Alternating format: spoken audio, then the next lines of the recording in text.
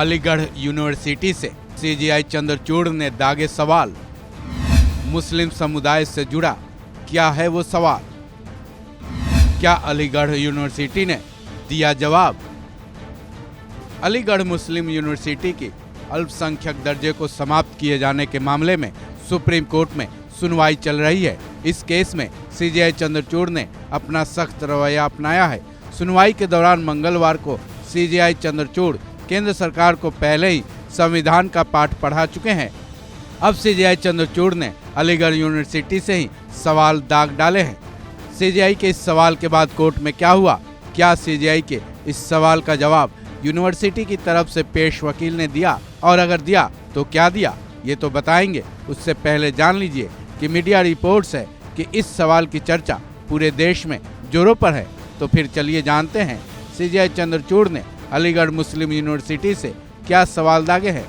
बता दें कि अलीगढ़ मुस्लिम यूनिवर्सिटी के इस मामले की सुनवाई सीजेआई चंद्रचूड़ की अगुवाई वाली 7 जजों की संवैधानिक बेंच कर रही है। इस सुनवाई के दौरान सीजेआई चंद्रचूड़ कई मौखिक टिप्पणियां भी कर चुके हैं, जिसमें संविधान के आर्टिकल 30 की चर्चा और देश में चलने वाले शिक्षण संस्थानों को लेकर रूल्स पर भी अपनी बात कह चुके हैं।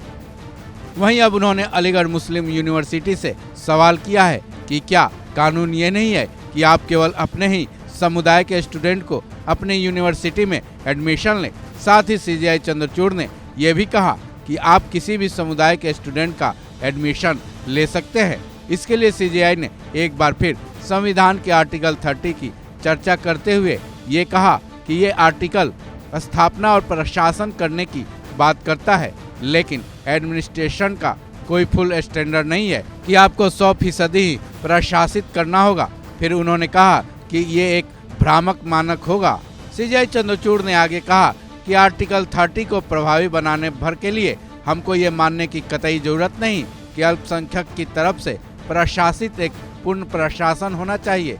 इस मतलब में आज रेगुलेटेड सोसाइटी में कुछ भी निरंकुश यानी एब्सोल्यूट नहीं है, क्योंकि जीवन का हर पहलू किसी न किसी तरीके से रेगुलेट होता है।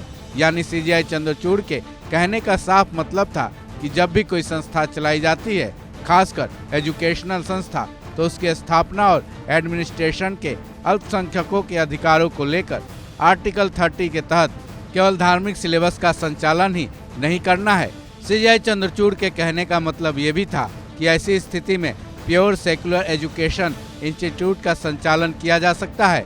बता दें कि अलीगढ़ यूनिवर्सिटी की तरफ से सीनियर लॉयर कपिल सिब्बल जिरह कर रहे हैं, जिसमें अब तक उन्होंने जो दलीलें पेश की हैं उसे देखते हुए कानून के जानकार ये जरूर कह रहे हैं कि वो अपना पक्ष मजबूती से रख रहे हैं।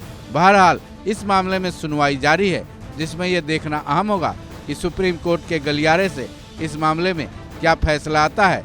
इस खबर में बस इतना ही। बाकी अपडेट्स के लिए जुड़े रहें वन इंडिया हिंदी के साथ।